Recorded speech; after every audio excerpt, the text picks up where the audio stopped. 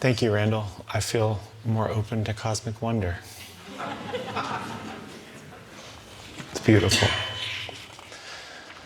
Come, come, whoever you are. You are welcome here. No matter your age, your size, the color of your eyes, your hair, your skin, you are welcome here. No matter your gender, who you love, how you speak, or whatever your abilities, you are welcome here. You are welcome here whether you come with laughter in your heart or tears in your eyes. You are welcome here. No matter what you have experienced in the past, no matter what awaits you in the future, you are welcome here.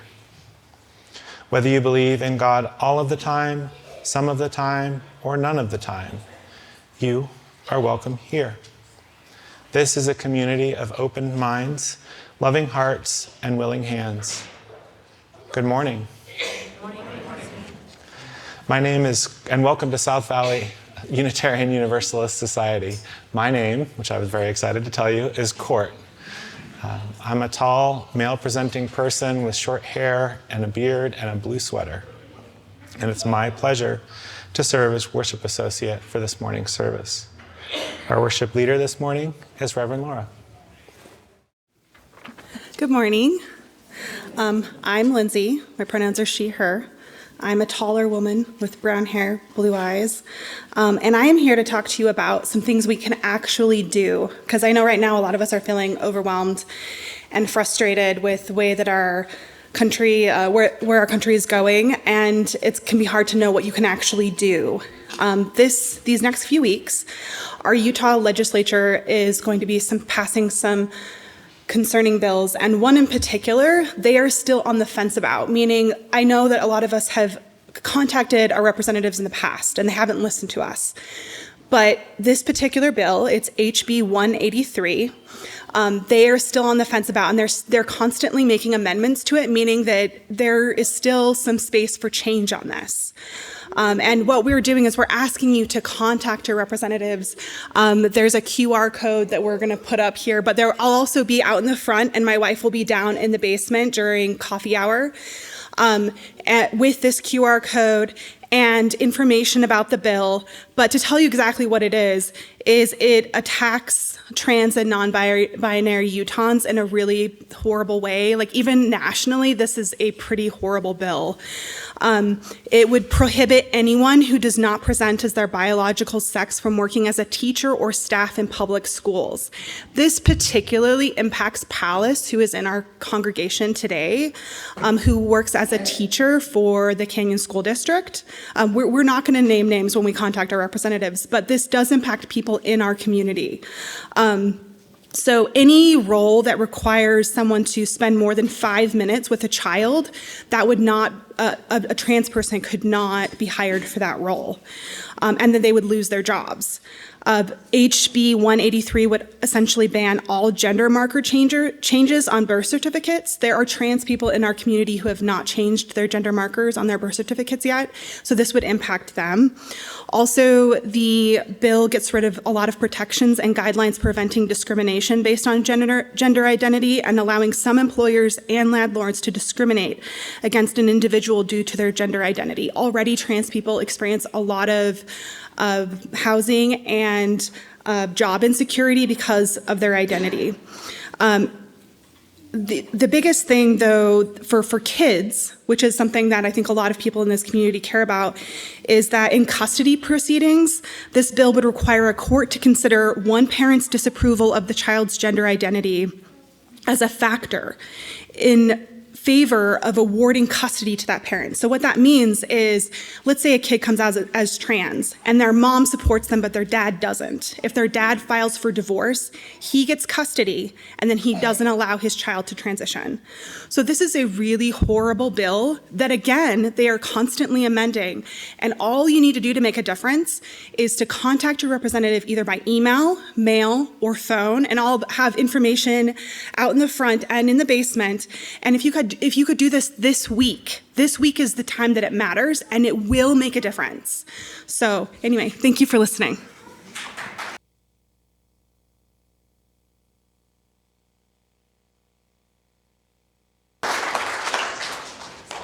Thank you, Lindsay.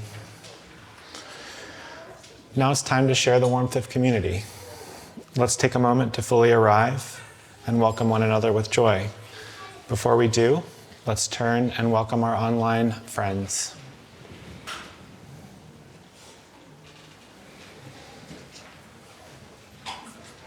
Yeah.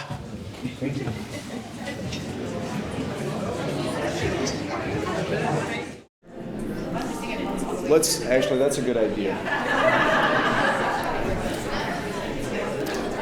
All right, good plan. We all know line 3. Let's do 1. Let's do number 1. Here we go. And 1, 2, 3, 4. Where do we come from? Where are we? Where are we going? Where do we come from? Where are we? Where are we going? Where do we come from? Let's do it one more time. Where are we? Where are we going? Now here's 2. Where do we come from?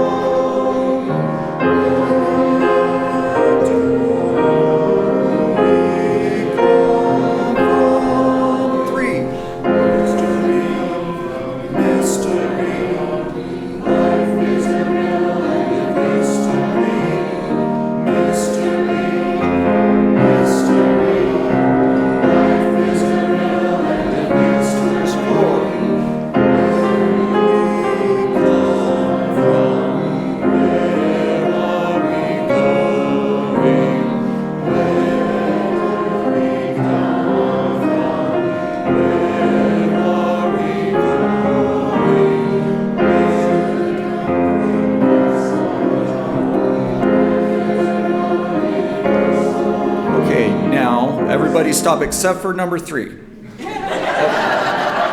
Sorry, this is really, let's just, we're going to start over with number 3. Here we go. 1, 2, 3, 4. Mystery, mystery, life is a riddle and a mystery. One more time. Mystery, mystery, life is a riddle and a mystery.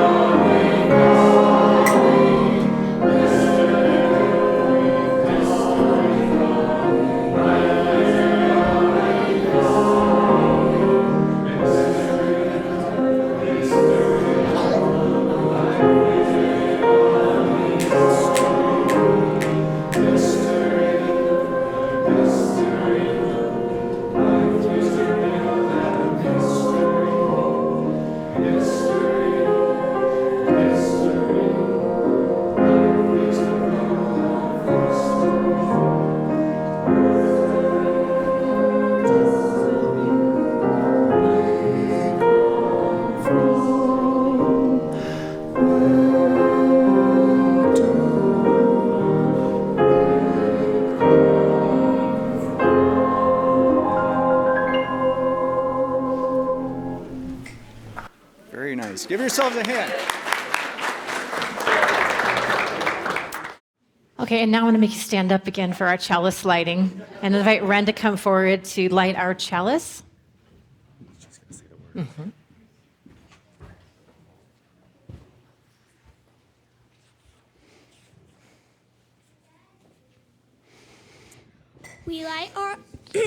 We light this chalice for the warmth of love, for the light of truth, and for the energy of action and the flames of resistance. You may be seated. Beloveds, there is so much to hold in the world. So may our time together be one of holding and caring for each other. And in service of that, it is the first Sunday of the month. So those of you who are familiar know that it's birthday blessing. So if you have a birthday in February, please come on up so we can celebrate you. So on behalf of the congregation, both to those in our online community and here present in the sanctuary, receive this blessing. May this year be one of positive enlightenment, journeys of action, and deep friendship.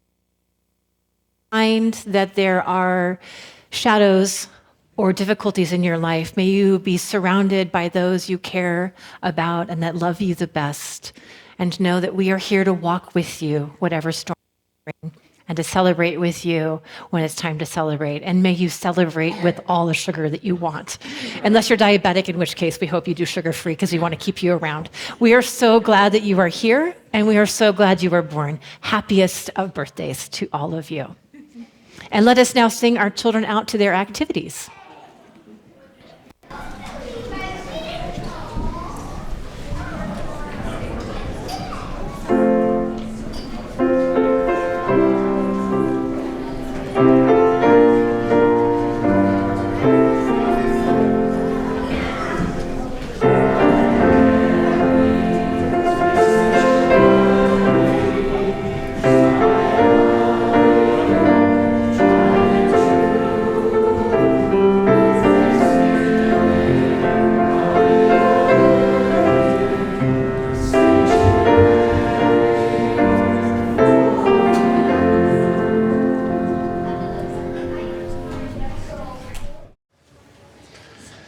This community, our church and its many ministries are only possible by the gifts you give of your time, your talent, and your treasure. Many of you pledge monthly to support our work, and for this we are truly grateful. Your gifts help to ensure that we are able to live our values of love and justice in the world outside. Part of our ministry at South Valley includes sharing our offertory with a charitable organization that aligns with our principles and values. In February, we are continuing to partner with the Second and Second Coalition, whose efforts provide warmth to our unsheltered community members to keep them safe during our coldest nights. Please join me in reading our offertory words. They are printed in your order of service and can be found on the screen. We are this church. Its hands, its heart, its voice. Together we share the wealth of this community and sustain it with our gifts. We will now accept the offering. For those at home, you're invited to use the giving link in the online order of service. I invite the ushers to come forward at this time.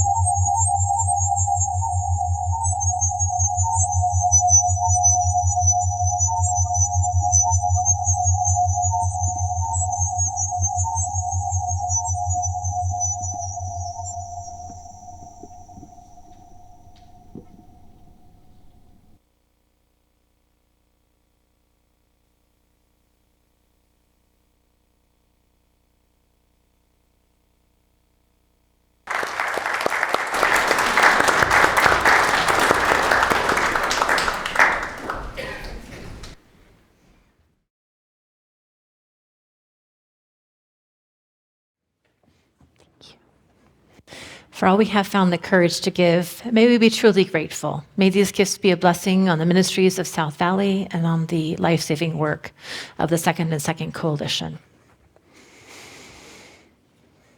I invite you now, as is our custom, to take a moment just to sit together in silence, in reflection, and in prayer. I will open this up with some words from the Spirit and invite you into silence for a time. You may leave your eyes open or closed. cross your hands, put them on your heart, whatever is your custom. Always are welcome.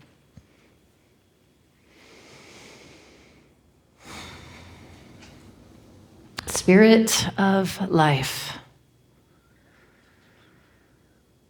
have mercy on us.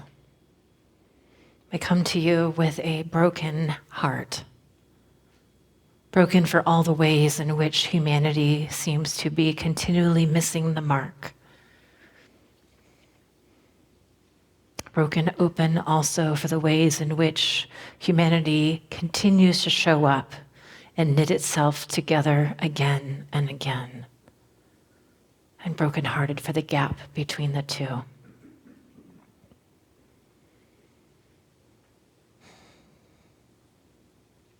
Spirit of the air and the earth, the sky and the land, and of all living things. Help us to remember that our roots are deep,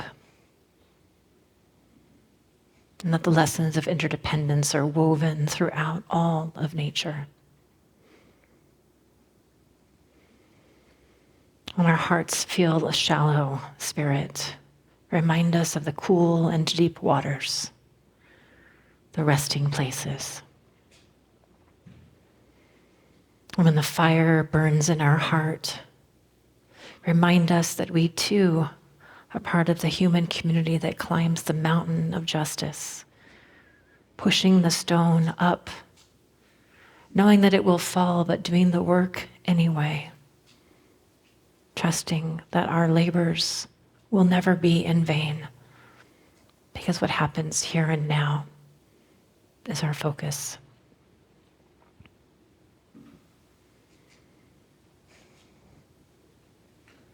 Beloved God and Goddess and unnamed source,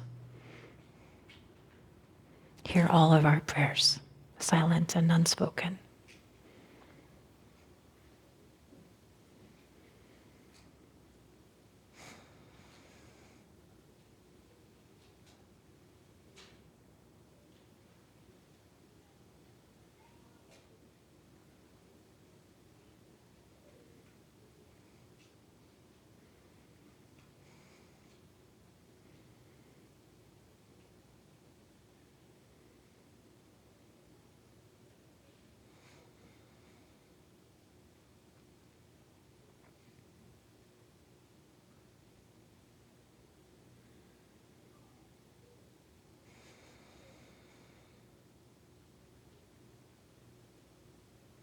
And Spirit, give us the courage to change the things we can.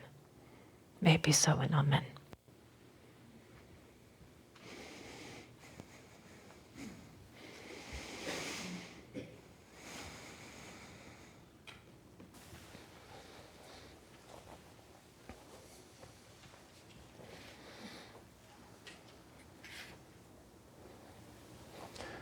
I have some words written by Rainer Maria Rilke.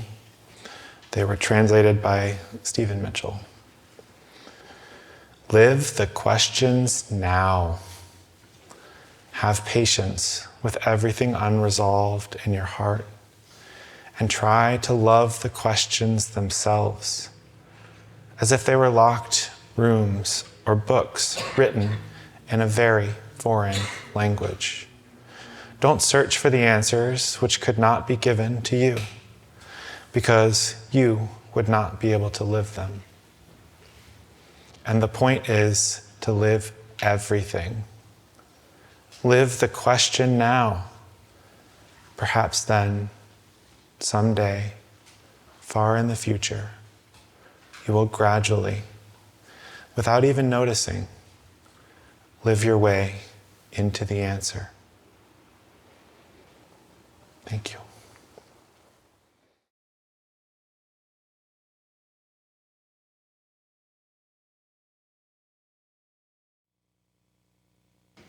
Okay, it's time for question boxes. I hope you brought your really stumpers this morning. We will have a couple of microphones set up for you to come to the mic and ask your question, and I will do my best to answer them. I may reserve the right to ask you to answer your own question as well. in order to make sure that we have space for lots of different kinds of voices, we're going to practice what's called a progressive stack this morning. And what that is essentially a way of recognizing that some people have a harder time asking their questions due to identities or other types of disabilities or things like that. And we're going to give them an opportunity to go first. Okay? So if you have an identity that is historically marginalized, and that includes if you happen to be under the age of 15, because our youth are up here with us, or 16, under 16. I will leave you out, Wesley. That we're going to prioritize you to be able to ask your questions first. So just be sensitive about that. Everyone's questions are welcome, but just, if you're used to being the one that runs up to the mic, maybe sit back a little bit and allow some other voices to be heard first. And we will also be taking questions from the online community. Brenda will be monitoring that and waving me down when we have a question in the question box. So I invite you now to come up and form a line as you wish. And if you prefer to stay seated, you can also raise your hand and we'll bring a mic to you via Palmer. So let the questions begin. And please tell us your name. My name is Ricklen. My pronouns are they, them. And my question is, what was the hardest part of trying to find your church that you were going to be a words? What? What was the hardest part of finding this church? Yeah. Yeah.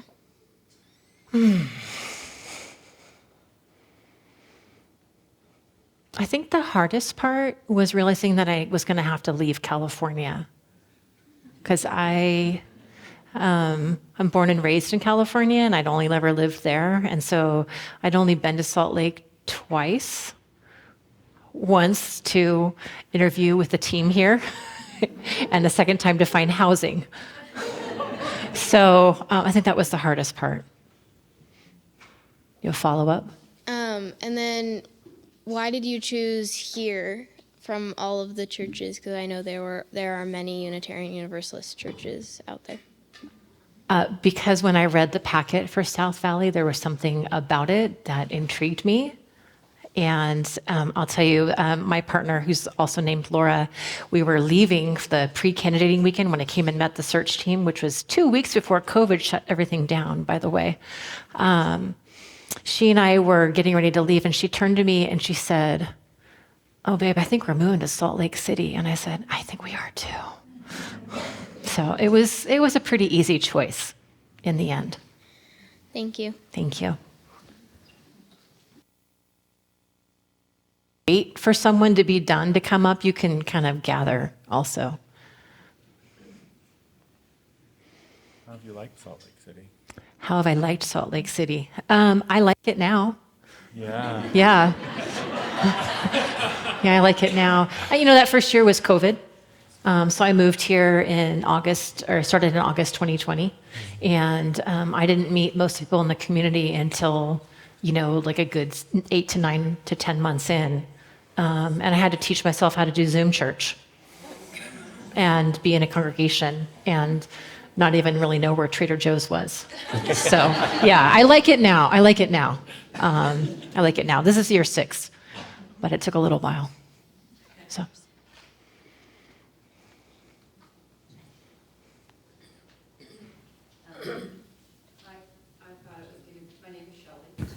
I thought it was going to be a literal box, so I wrote mine down. So, in a world where justice and fairness are not a given, what then is kindness? I think I would initially point to our video with Maya Angelou this morning, that kindness is a choice, that we have a capacity for both really great things and also really atrocious things, and that we have a choice. We have that free will. And I don't want to get too deep into free will because that gets tricky really quickly. And I'm not exactly sure how much I believe it on some level. But I think kindness is the thing that you can do when things are falling apart around you. I've long thought that we have these spiritual practices that we do, meditation, prayer, community service, those types of things, and we practice them all the time so that when things are really hard, we have something to rely on and fall back on. And that's our integrity and our character and our practices. And I think this particular moment in time is a time when our character really matters. And that's not really a very, modern word, character. It seems like it's from the 1950s for some of us. But I think character really does matter. And I think for a long time, the religious right acted as if they had sort of the corner on moral character. And that's never really been true. But I think those of us who are on the more progressive or even the moderate side understand that character is something that's important in every situation, in every context, especially right now. So thank you. From the online, anyone in online? Nope. Okay, shy. Oh, good. I mean, that brings up the question for me of what happens when people don't choose kindness? I mean, What happens when people don't choose kindness? Yeah. And Well, how much of that is our current moment, like people not choosing kindness? Well, I think it's really complicated, right? I think we live in a world that has rapidly changed. I think we're both more connected than we've ever been before. And I think both kindness as well as violence can be contagious. And so again, where that character development matters, if you have been in a community where, kindness and thinking about people outside of sort of your immediate circle has been important, like it is in a Unitarian congregation. Like we think about, yes, me, myself, and I, the people in my family, the people in my direct community, but we also have that commitment to the larger interdependent web of life. And I think that's the difference of which direction you can go in. So I'm actually very hopeful that we will get through this moment in time. And that's not to say that I don't also recognize that there's a lot of suffering happening right now and that it is very serious what is happening. So, okay, I'm going to privilege Wesley because he's younger than some of the other people. She went up there first, so. All right. So I want to preface this by saying that I believe that Jesus Christ is our Lord and Savior, but what you were saying about the religious right, I think, is very interesting because I see a lot in Christianity, people using it to, especially in the past, using it to what's the word I'm looking for?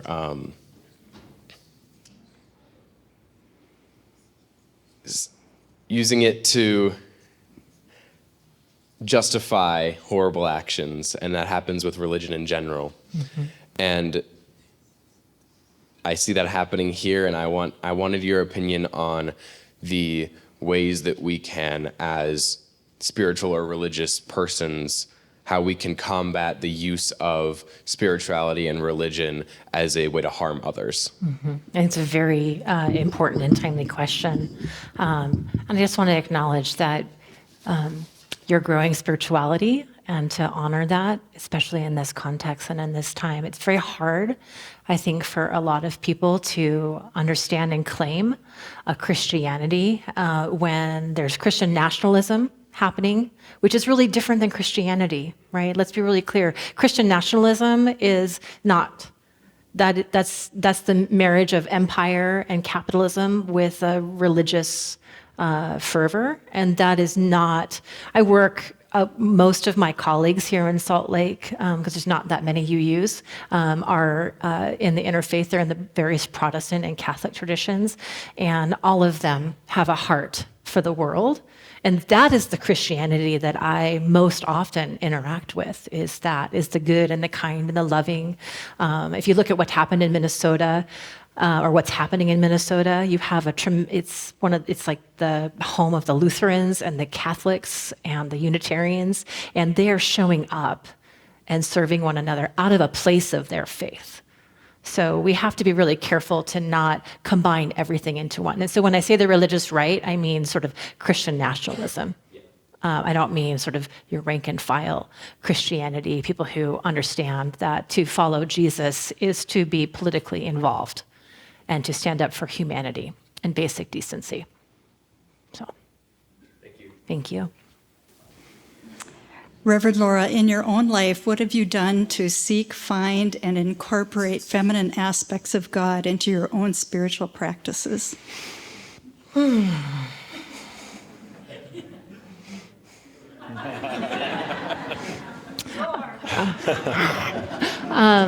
I would say, so I was raised Presbyterian, and so for me, for the longest time in my life, like God really was very masculine. That was the sort of the architecture of my mind, and it was really through Unitarian Universalist communities that I started to expose myself to that. I would say one of the biggest turning points is that in 2016, when I was in seminary, I took a Celtic spirituality class that introduced me to Celtic Christianity. And that tradition, which I've preached on in the past, is much more welcoming to the feminine divine. And that gave me a lot of courage and hope to continue to explore that. And I also, at that time, between 2016 and 2020, went through a lot of sort of personal changes. And I like to say that when my life was falling apart in 2015 and 2016, when I was in seminary and getting divorced and coming out as bi and selling my house and finishing school and then moving to Utah at the end of that, that I prayed, that the joke I say to my therapist is, I prayed to Jesus to please come help me, and he said, sorry, babe, I'm on vacation. I've got Kali for you instead. So if you don't know Kali, she's the fire and transformation. And so I have deep respect for the feminine divine, and I see it very active in the world, and I think it's a great counterbalance to the imbalance that we've maybe had for the last couple hundred years, maybe a couple millennia. So. We have a couple folks online. The first one is Nick. How do you personally hold on to hope in the face of scary unknowns? Spiritual practice, taking a break. Connecting with people who share my values. I spend a lot of time with my progressive colleagues, supporting each other. And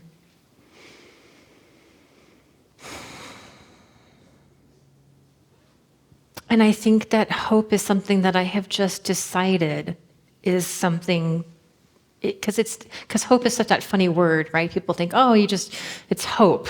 You know, what is that? It seems sort of this fluffy thing, but hope is actually just an active commitment to participating and engaging with the world as it is and working to make it better.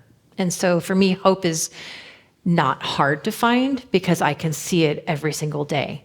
I can see where people are working together and showing up for one another. And that's not at all to say that, again, things are not really stressful out there, that we are in a very difficult time as a nation and in the world. And it is going to take all of us collectively coordinating with one another to fight back against the authoritarianism that is in and rising here in the United States.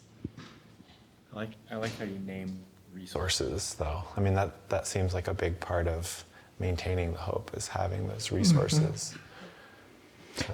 Because I think when you are isolated is when you can start to lose hope. So one of the things that we've been talking about as a community for a long time is how this is sort of like a place where you can find like-minded people and connections and friendships, and that this is part of the Hope Project. I think that's part of the reason that we have so many new people coming into community, because people are realizing that we really do need each other right now. Okay, I'm Jeremy. I identify as a dumb, straight American white guy, so I got all the privilege. I'm okay to come up last. I'm good. You touched on this a little earlier when you said how the religious right claims to have a majority, the moral majority in what was right and moral and all of that. I've found in my studies of just people, I mean, from Tony Robbins to Mother Teresa, that I've never found a person who has made it as a very successful business leader, political leader, influencer, religious authority, whatever, that they get so high that the world knows them and sees them as such. Not a one of them has gotten there by living the 10 Commandments. And I want to know how you see as Unitarian Universalists,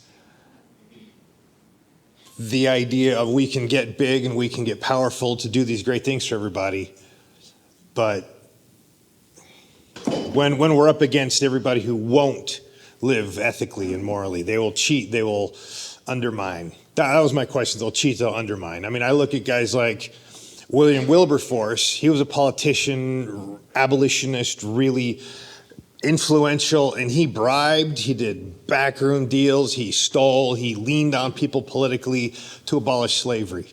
I mean, he did some really unethical things, but he abolished slavery across all of the British Empire. Can you give me an idea of how we as a congregation or as a church, a movement, can make it, can get bigger and do what we need to do, but still keep that was my question. Keep the mission. Not just mission, but integrity. Yeah, I mean, it's mission and integrity, right? I think integrity is really hard.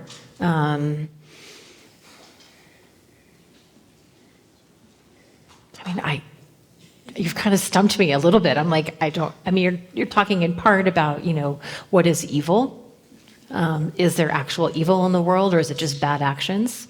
I think it's both and.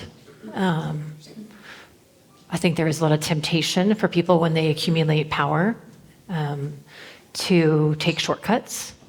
And our systems are not always capable of holding people accountable.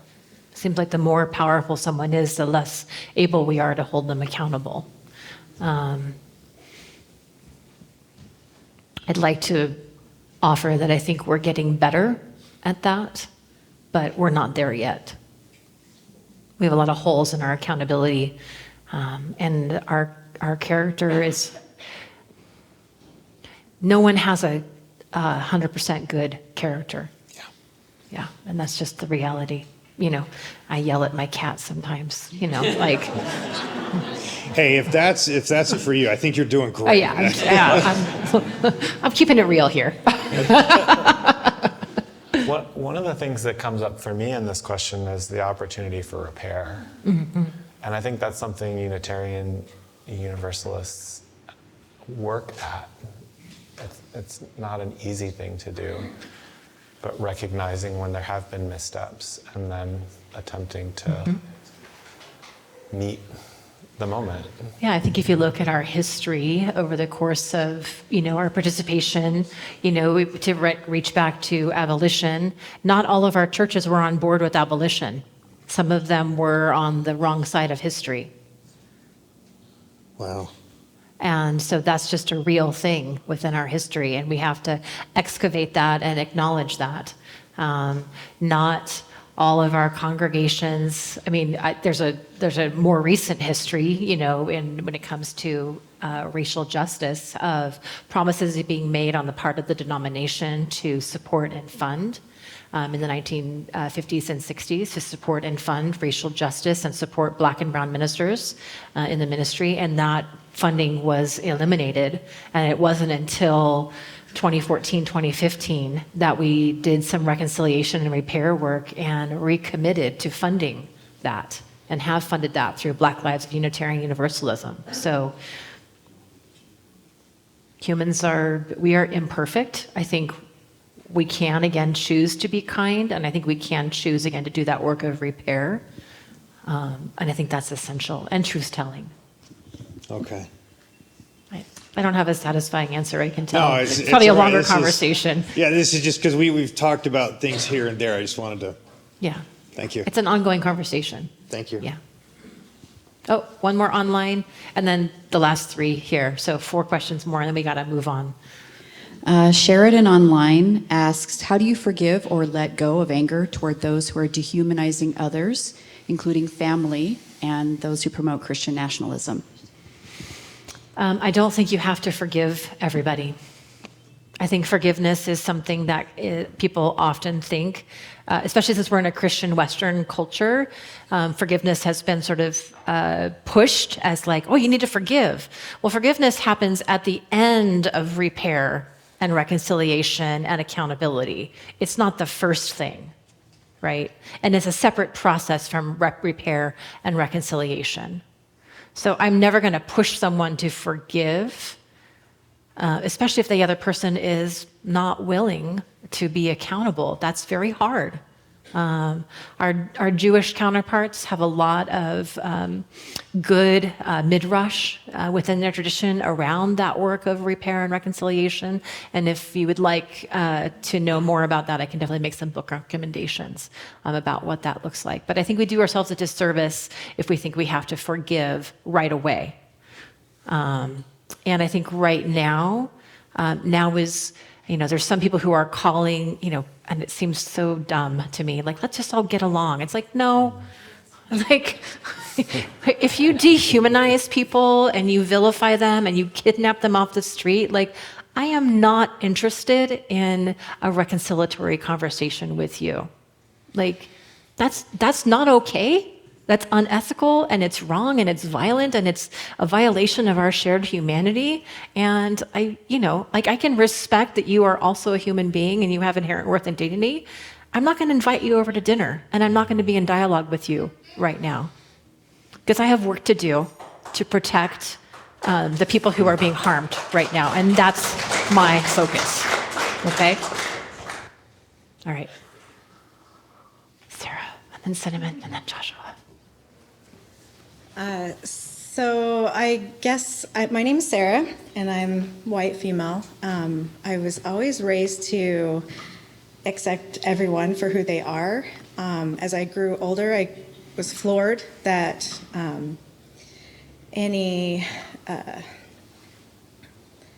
that prejudice still existed, and kind of blew my mind. But I identify as humanist. And that's one of the main reasons that I come to this church for like-minded people. I was just speaking with the Gurneys, and the attendance in our congregations, our humanist group, is down, and I feel like that's kind of a main principle of UU. So I just wanted to see how humanism, humanists, and Unitarian Universalists relate, and why our congregation, the numbers are down, and that was my question.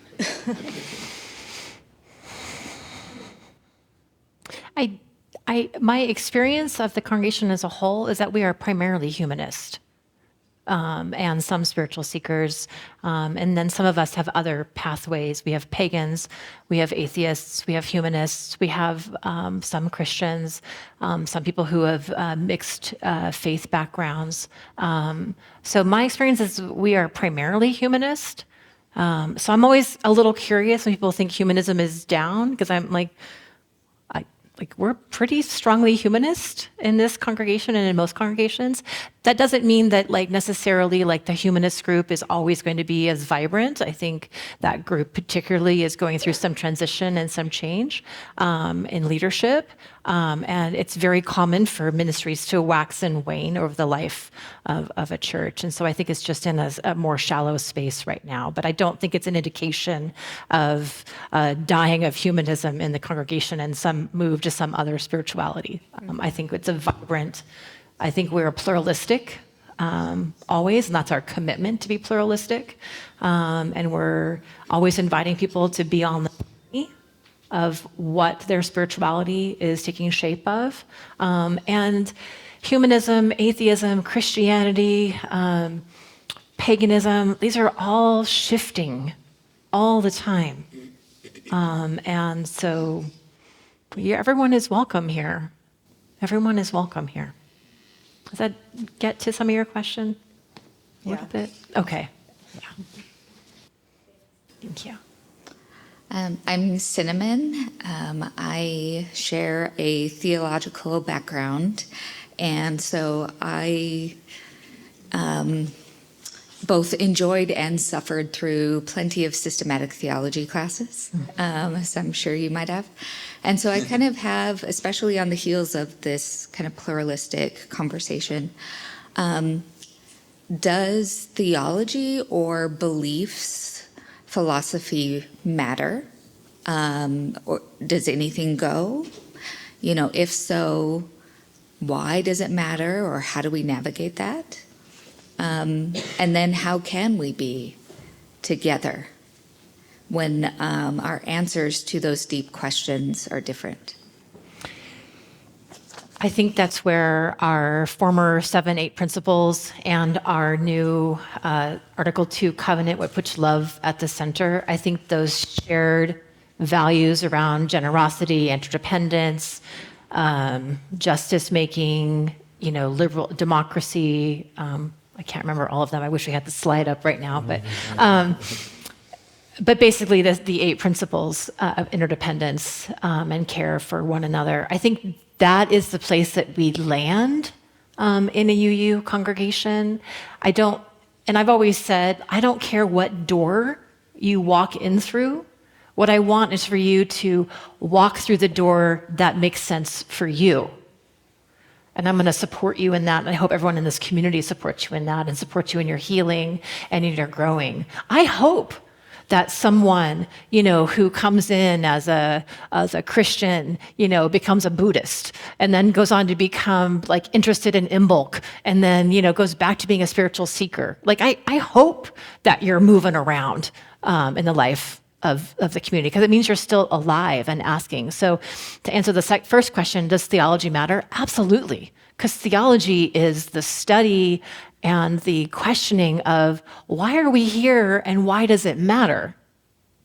What are we up to? So those questions are always going to be present with us. Sometimes people have this idea that theology is just about God. I'm like, okay, but what is God? God is just a metaphor, right, for the mystery that we find ourselves alive in this world. And a lot of us, because we were raised in a strictly Christian context, have forgotten that God is a metaphor. It's a way of understanding. It's the finger pointing to the moon. It's not the moon, right? So let's make sure we focus on the moon, the mystery, not worry about whether or not, Becky has a different sense of what direction the moon is from Cinnamon, from Lori, from Brenda, from Tucker. Let's not worry about that.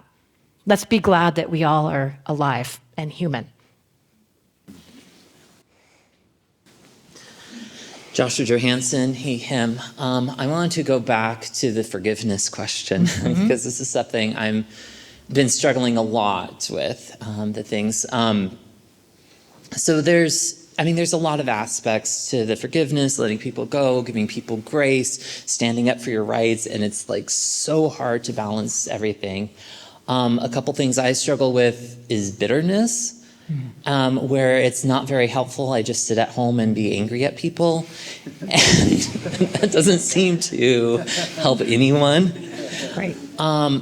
And I still have a lot of conservative family members that I interact with and struggling with my values matter, my rights matter, the rights of immigrants and trans and people in Gaza, they all matter. But still giving them grace to even change, because ultimately that's what I want. I'd love for them to change. I'd love for them to understand, and also I understand because I was there. I was more conservative, and so how do I It's a hard question. How do I deal with the bitterness is one thing, and then how do you say you don't have to do the forgiveness, but like where is the grace in that, and how do I balance giving people some grace so they can change?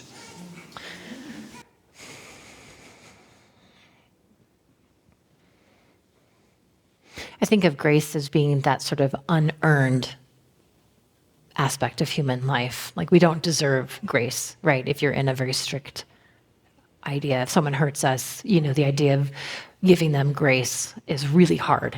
Giving them forgiveness is really hard because they have hurt us. I think I would turn to our Buddhist friends for the work on bitterness, that bitterness and a sense of that deep anger can only be calmed if we give ourselves space to process those difficult emotions, to actually feel those emotions. Because bitterness is often a hardening. It means that we're feeling protective and we're feeling angry because we're heartbroken. And so I think some of the Buddhist meditation practices can really help us to partner and companion with ourselves in the midst of that, so that we can eventually work through to a place where we are more neutral about it. And maybe neutrality is the best that we can offer, at some points, because ultimately, I would not want anyone to put themselves in harm's way, be that psychological, emotional, spiritual, or physical harm. It's a long road. Thanks. I don't know if this helps with bitterness, but I want to give you a hug. Plenty of times for hugs afterwards. And I though you can do it right now if you really want to. If he wants it, that's fine. I'm not going to police that.